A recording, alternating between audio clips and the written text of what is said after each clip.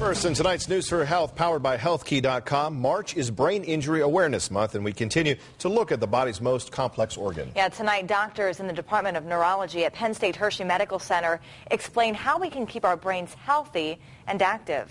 Why, if I had a brain, I could while away the hours, confer. From learning calculus to falling asleep, this 3-pound organ makes us who we are. Taking care of this complex machine starts with a healthy lifestyle and diet.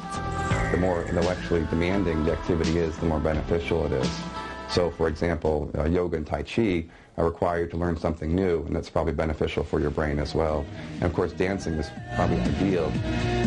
Doctors in the Department of Neurology at Penn State Hershey Medical Center say it's important to keep your brain active.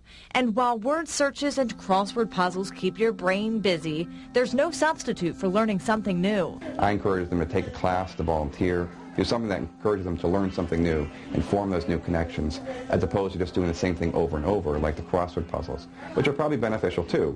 But I think it's forming those new connections that are so important. Your diet is also something that can keep your brain healthy. Dr. Gill suggests following the Mediterranean diet, focusing on foods like cheese, fruit, nuts, whole grains, and even wine.